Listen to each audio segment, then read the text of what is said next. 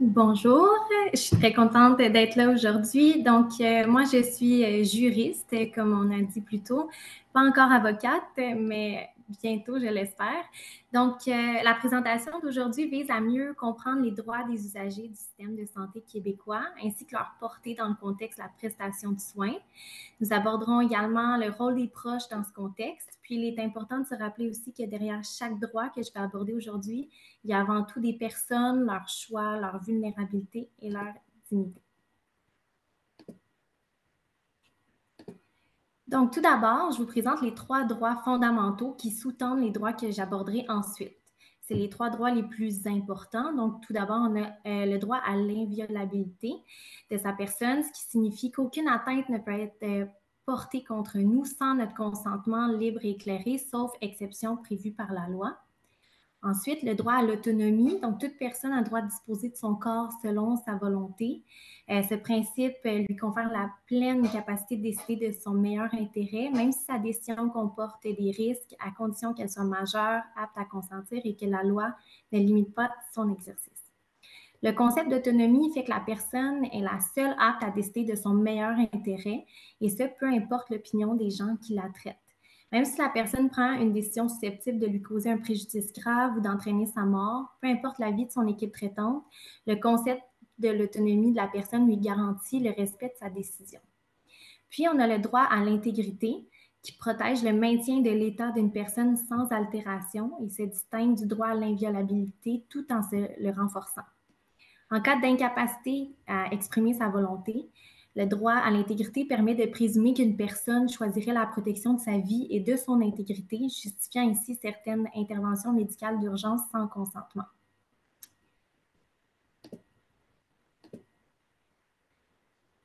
Donc, tout d'abord, le droit à l'information. C'est d'être informé de l'existence des services et ressources en santé et services sociaux, ainsi que les modalités d'accès à ceux-ci.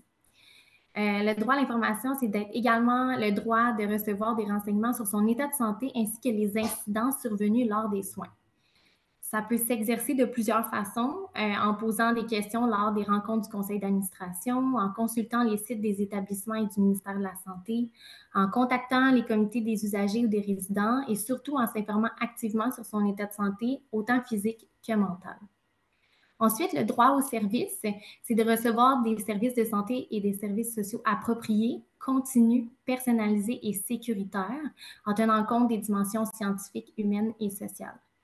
Exercer ce droit, c'est d'abord participer activement aux décisions qui nous concernent, que ce soit en matière de soins ou de services.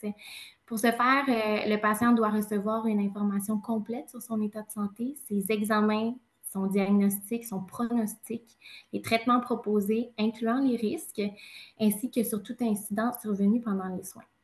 C'est seulement lorsqu'on est bien informé que le patient peut utiliser les services de manière éclairée et judicieuse.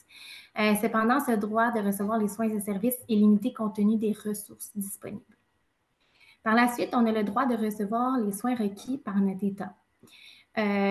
En situation d'urgence mettant en danger la vie ou l'intégrité d'un patient, celui-ci a le droit de recevoir les soins appropriés sans consentement immédiat, le personnel étant autorisé à agir pour le sauver. Toutefois, dès que l'usager est en mesure d'exprimer son consentement libre et éclairé, le médecin doit l'obtenir.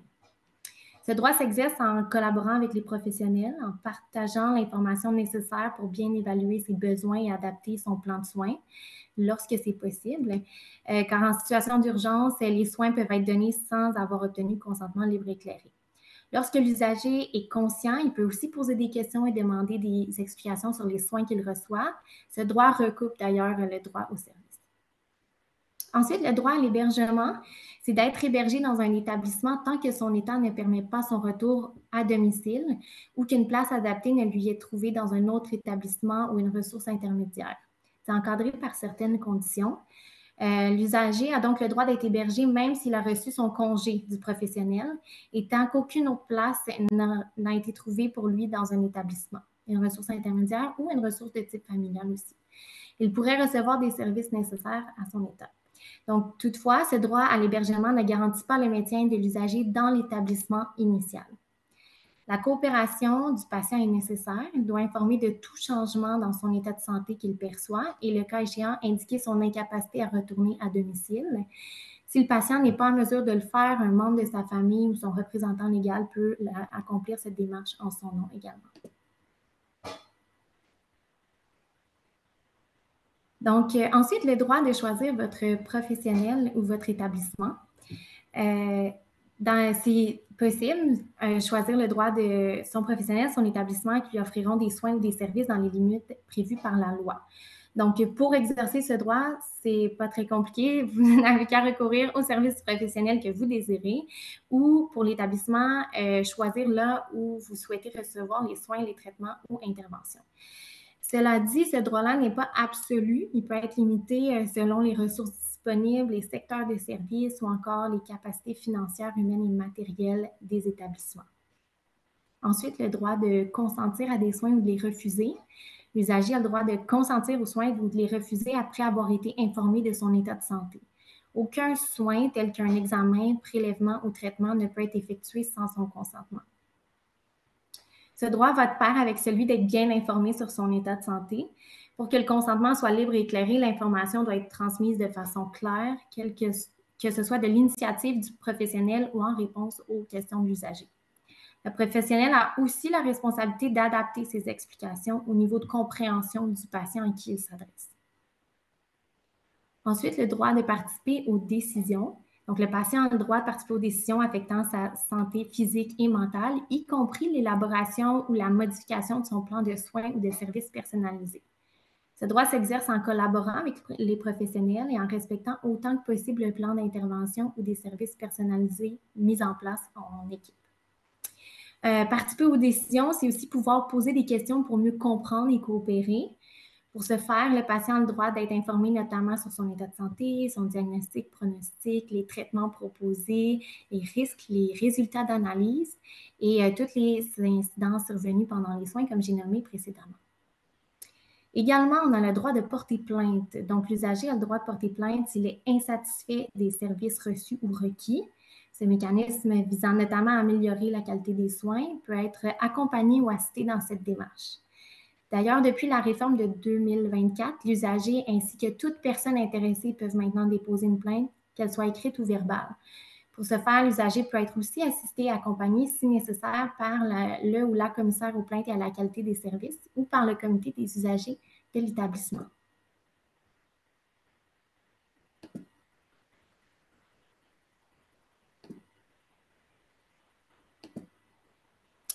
Ensuite, le droit d'accès à votre dossier d'usager. Donc, le patient a le droit d'accéder à son dossier sous réserve de certaines limitations et peut être accompagné d'un professionnel qualifié pour en comprendre le contenu. Ce droit comprend plus particulièrement le droit de donner accès à son dossier par consentement à un tiers, le droit de transférer une copie, extrait ou résumé de son dossier vers un autre établissement ou encore un autre professionnel, le droit d'avoir sur demande l'assistance d'un professionnel qualifié afin de comprendre les renseignements de nature médicale ou sociale que l'établissement lui fournit, et le droit d'avoir accès à son dossier dans les délais les plus courts. Toutefois, il y a une limite à ce droit. La loi prévoit quelques particularités permettant au personnel en place d'en refuser momentanément l'accès, quand cela pourrait causer un préjudice grave à la santé de l'usager. En ce cas, l'établissement, sur recommandation du médecin, va déterminer le moment où la communication du dossier ou de la partie de celui-ci pourra être effectuée. Le principe veut que l'usager puisse avoir accès à son dossier, puis qu'il s'agit d'une exception lorsqu'on refuse ce droit. Le droit à la confidentialité du dossier d'usager va de pair avec celui-ci.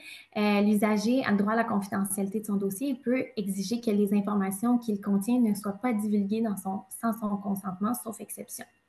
Il est évident que ce droit s'exerce sans action concrète de la part de l'usager, à l'exception de l'autorisation de divulgation qui doit provenir de l'usager ou de son représentant légal. La confidentialité en matière de santé et services sociaux est rigoureusement protégée, tant par le secret professionnel que par l'obligation de confidentialité imposée à l'établissement et à ses employés en vertu de la loi. Ensuite, les directives médicales anticipées. Il s'agit d'un document permettant d'accepter ou de refuser à l'avance certains soins de santé en cas d'inaptitude à consentir. Ce document garantit que vos choix seront respectés sans qu'aucune autre personne ait à décider à votre place. Vous Vous pouvez établir vos directives médicales anticipées soit par acte notarié, donc devant le notaire, ou soit en remplissant le formulaire gratuit Directives médicales anticipées en cas d'inaptitude à consentir à des soins fournis par la RAMQ et en le signant en présence de 2 témoins. L'étape suivante consiste à transmettre vos directives à la RAMQ pour qu'ils soient inscrits dans le registre des directives médicales. Vous pouvez également les remettre à un professionnel de la santé afin qu'ils soient ajoutés directement à votre dossier médical. Si le personnel médical ne suit pas vos directives, un de vos proches peut saisir le tribunal pour demander qu'il soit ordonné de les respecter. D'autres documents peuvent indiquer à l'avance vos souhaits concernant vos soins de santé si vous n'avez pas prévu des directives médicales anticipées ou si elles ne s'appliquent pas, notamment le testament de vie. Il s'agit d'un document écrit qui exprime vos volontés concernant les soins de santé si vous devenez incapable de vous exprimer ou de prendre vos propres décisions. Au Québec, il n'existe pas de loi spécifique concernant les testaments de vie, mais ceux-ci ont néanmoins une valeur légale. En effet, la législation québécoise reconnaît à toute personne le droit d'accepter ou de refuser des soins de santé. Le testament de vie est un prolongement de ce droit en permettant à l'individu d'exprimer à l'avance ses souhaits concernant les soins qu'il souhaite recevoir ou non. Le personnel médical est tenu de prendre en considération votre testament de vie. Dans la mesure du possible, les médecins doivent s'assurer auprès de vous que le document reflète toujours vos volontés si vous êtes apte encore. Puis, cependant, bien qu'il guide vos proches et le personnel médical, il ne les dispense pas d'adapter leurs décisions à votre situation particulière. Donc, les directives médicales anticipées sont une garantie que vos volontés inscrites dans celles-ci sont respectées, tandis que les testaments de vie vont guider l'équipe médicale et vos proches à prendre les meilleures décisions pour vous.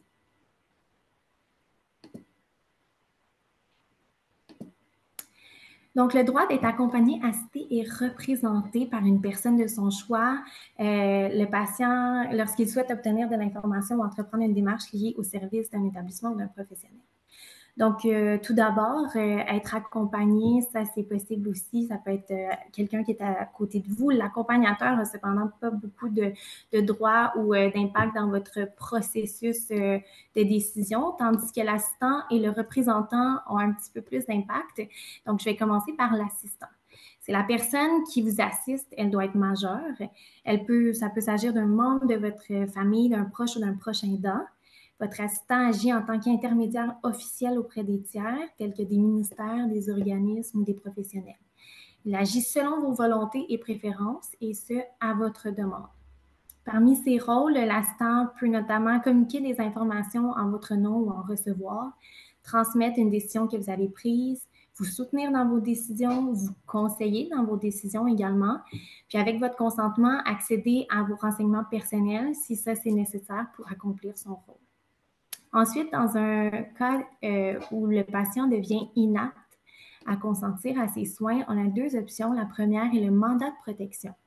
Donc, le mandat de protection, c'est un document juridique qui permet de désigner à l'avance une ou plusieurs personnes pour agir en votre nom si vous devenez inapte à prendre soin de vous-même ou de vos biens. La personne désignée, appelée mandataire, prendra alors les décisions en fonction de vos intérêts. Les directives inscrites dans votre mandat de protection servent à faire connaître vos volontés et à guider votre mandataire dans ses décisions. Votre mandataire agira lorsque vous deviendrez inapte. Toutefois, un tribunal doit d'abord rendre votre mandat officiel avant que votre mandataire puisse l'utiliser. Cette procédure s'appelle l'homologation et elle est faite à la demande du mandataire le moment venu. Sélectionner votre mandataire est une décision très importante. Il est essentiel que vous ayez confiance en cette personne car elle sera amenée à prendre des décisions en votre nom et devra entretenir une relation avec vous tout au long du mandat. Une chose importante à souligner, c'est que les directives médicales anticipées que je vous ai parlé précédemment sont une manière additionnelle d'exprimer à l'avance que vous acceptez ou refusez certains soins. Si vous avez préparé des directives médicales anticipées, elles auront priorité sur votre mandat de protection si vous êtes dans un cas où elles s'appliquent. Ensuite, la deuxième option est la tutelle.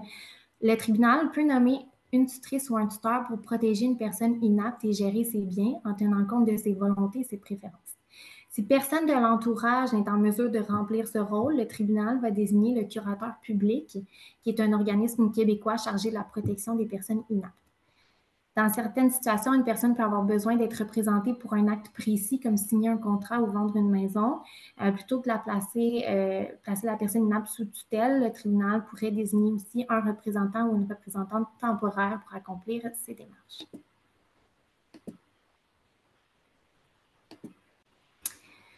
Donc, les personnes proches aidantes, c'est vraiment dans un bon contexte qu'on puisse aborder ce sujet-là aujourd'hui parce qu'avec la réforme en 2024, les nouvelles lois ont fait beaucoup de place pour la proche aidance. Je vais pouvoir vous en parler un petit peu plus. Mais tout d'abord, les proches des patients atteints du cancer du poumon jouent un rôle déterminant, tant pour l'accompagnement au quotidien que pour la prise de décision médicale. Cependant, leur implication peut entraîner une charge émotionnelle et physique considérable, d'où la nécessité d'un soutien adapté. Donc, on reconnaît l'importance de la proche aidance en favorisant le soutien, l'accompagnement et la collaboration entre les proches aidants et le réseau de la santé afin d'assurer le bien-être des personnes en perte d'autonomie. Notamment, il y a eu l'adoption de la loi visant à reconnaître et à soutenir les personnes proches aidantes en novembre 2024. Le but de la loi, c'est de guider le gouvernement dans la planification et la réalisation d'actions visant à faire reconnaître la contribution des personnes proches aidantes et à la faire reconnaître et à soutenir ces personnes dans leur rôle. Il y a aussi le gouvernement qui va adopter une politique nationale pour les personnes proches aidantes ainsi qu'un plan d'action pour les mettre en œuvre. Ensuite, on a aussi le concept de patient partenaire qui se décrit comme une relation de coopération entre le patient, ses proches et les professionnels de la santé. Un patient partenaire, c'est une personne qui devient progressivement apte au fil des traitements à faire des choix de santé plus libres et plus éclairés. Ses savoirs expérientiels sont reconnus, ses compétences de soins développées avec l'aide des intervenants de l'équipe.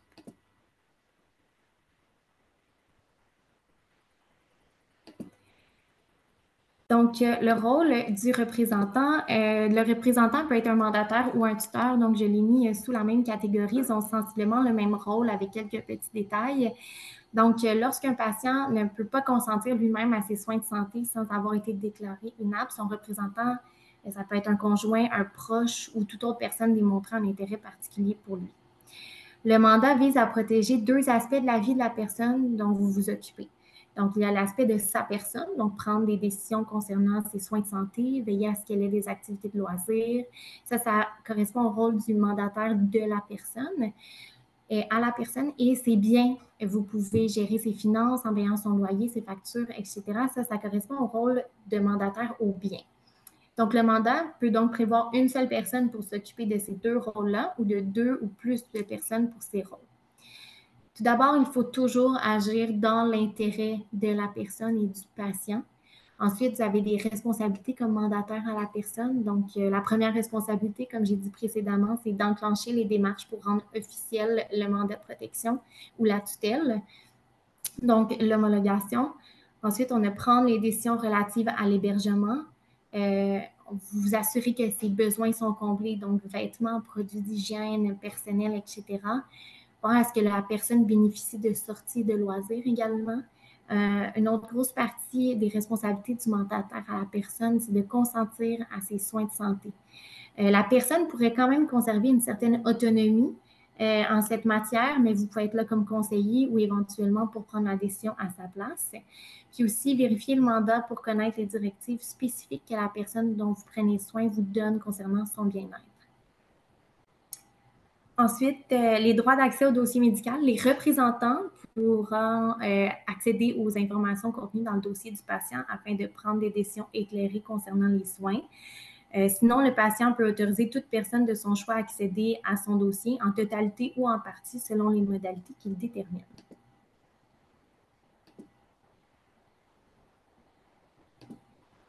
Donc, au sujet de l'aide médicale à mourir, il y a deux processus. On a la demande d'aide médicale à mourir qu'on a depuis quelques années au Québec. Donc, pour l'obtenir, une personne doit être majeure, détenir une carte d'assurance maladie du Québec, être apte à consentir à ses soins au moment de l'administration de l'aide médicale à mourir.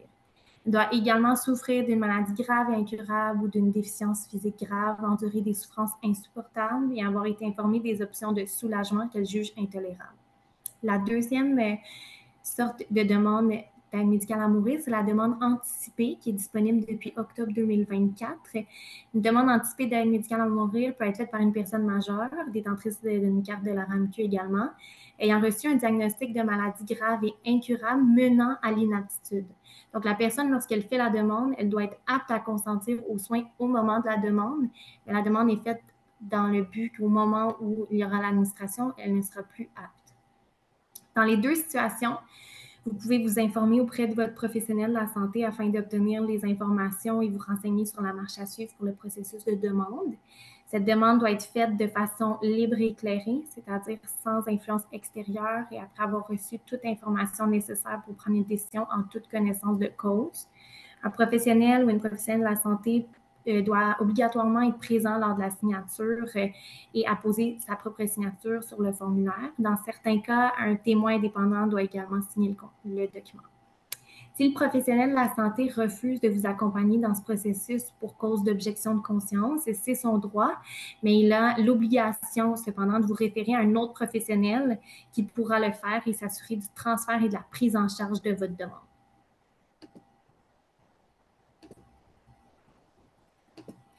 Et donc, pour la question du don d'organes et don de tissus, tout d'abord, c'est Transplant Québec qui est l'organisme responsable de la gestion des dons d'organes, assurant le lien entre les donneurs et les receveurs, en coordonnant la liste d'attente unique pour les transplantations. Puis c'est EMA Québec qui est l'organisme responsable du prélèvement, de la préparation et de la distribution des tissus en vue de leur greffe. Donc, comme il est mentionné sur le site de Transplant Québec, toute personne, quel que soit son âge, son état de santé ou son orientation sexuelle, peut être un donneur potentiel d'organes. Seule l'équipe médicale évaluera la qualité des organes, les antécédents médicaux et sociaux, ainsi que l'état général du donneur au moment du décès, afin de déterminer quels organes pourront être prélevés au moment opportun. Pour exprimer vos volontés concernant le don d'organes et de tissus, il y a plusieurs options qui s'offrent à vous. Tout d'abord, vous pouvez remplir le formulaire consentement au don d'organes et de tissus disponible auprès de la Régie de l'assurance maladie du Québec. Sinon, vous pouvez demander à un notaire d'inclure votre consentement au don d'organes dans votre mandat de protection ou dans votre testament. Vous pouvez signer votre carte d'assurance maladie et apposer l'autocollant de don d'organes à l'endos de celle-ci. Et vous pouvez également exprimer verbalement votre consentement devant 2 témoins. Pour ce qui est du don d'organes après l'aide médicale à mourir, donc les critères diffèrent légèrement. Il faut être âgé de 18 ans et plus, être apte à consentir aux soins au moment de la demande, ne pas avoir de cancer métastatique. Donc, c'est une des seules situations où le critère est différent. Accepter de recevoir l'aide médicale à mourir en centre hospitalier et informer les membres de sa famille de son intention de recevoir l'aide médicale à mourir et de faire un don d'organes. Et donc, en conclusion, le respect des droits des patients est un pilier essentiel du système de santé pour qu'il soit éthique et humain. Appartient aux professionnels, aux patients et à leurs proches de travailler ensemble pour garantir que ces droits sont respectés et appliqués efficacement. J'espère que la présentation d'aujourd'hui vous a permis d'apprendre plus sur vos droits et le cadre législatif entourant le rôle de vos proches en contexte de soins. Je suis disponible à répondre à des questions sur les droits des patients, droits des proches, puis si ça l'intéresse certains, sur la maîtrise en droit et politique de la santé du point de vue d'une étudiante. Eh bien, merci beaucoup, Madame Godbout, pour cette présentation. Et oui, nous avons des questions. La première, sur quoi peuvent porter les directives médicales anticipées? Oui, c'est une bonne question. Donc, vous pouvez indiquer dans les directives médicales anticipées si vous acceptez ou vous refusez 5 soins précis. Donc, ça peut être sur la réanimation cardio-respiratoire, donc les manœuvres pour redémarrer les fonctions de votre cœur et de votre respiration. Ça peut aussi comprendre le bouche-à-bouche. La ventilation assistée par un respirateur, donc l'appareil qui respire à votre place. La dialyse, il y a aussi l'alimentation forcée ou artificielle. Donc, forcée signifie contre votre gré, artificielle, ça signifie par un tube ou un cathéter. Puis, sur l'hydratation forcée ou artificielle aussi. Donc, les directives médicales anticipées, par contre, ne permettent pas d'exiger des soins particuliers. Par exemple, on ne peut pas exiger de recevoir un traitement de dialyse. Le personnel médical va juger si ce soin est approprié ou non. On peut simplement nommer nos désirs de ne pas le recevoir. Intéressant. Comment évaluons-nous l'aptitude à consentir d'un patient? Bonne question également. Différents facteurs vont permettre de déterminer si un patient peut ou non consentir par lui-même. Donc, c'est les inaptes ou aptes.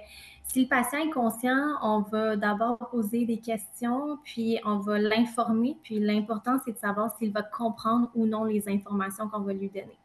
Donc, notamment sur la nature de la maladie pour laquelle un traitement lui est proposé. Il doit comprendre également la nature et le but du traitement, les risques et les avantages du traitement à subir et les risques de ne pas subir le traitement. Merci. Prochaine question. De plus en plus, vous savez, on parle de disparité dans l'obtention des médicaments pour le cancer. On parle ici d'établissements qui ne peuvent offrir tous les médicaments. Donc, comment le patient peut faire valoir son droit à avoir le bon médicament? C'est sûr, comme j'ai expliqué plus tôt également, les droits vont aussi changer selon le contexte matériel, financier, les ressources humaines aussi. Je dirais qu'il y a aussi la possibilité de choisir son professionnel puis de choisir son établissement. Donc, si c'est possible de changer, ça peut être une possibilité aussi. Mais je ne suis pas la mieux placée pour vous renseigner exactement sur les questions des médicaments. Prochaine question. Quels recours sont disponibles si un patient estime que ses droits ont été violés? Donc, comme j'ai parlé un petit peu plus tôt, il y a le processus de plainte. Donc, on peut faire une plainte au commissaire, au commissaire aux plaintes et à la qualité de notre établissement. Donc, c'est un processus qui est complètement indépendant afin de s'assurer du bon traitement de la plainte. Puis, le commissaire va émettre des recommandations à l'établissement suite au traitement de la plainte. Également, il y a toujours la possibilité de consulter un avocat en droit de la santé, plus précisément un avocat en responsabilité médicale et hospitalière. Ceux-ci vont prendre connaissance de la situation avec vous et vous guider dans le recours en droit civil en vous représentant légalement. Bien, merci encore. Et naturellement, on va recevoir d'autres questions, comme toujours, et on va vous les faire parvenir. Et par la suite, lorsque vous nous aurez répondu, nous allons les envoyer à tous nos participants de la journée. Merci encore. Parfait, ça me fera plaisir. À la prochaine. Merci. À la prochaine.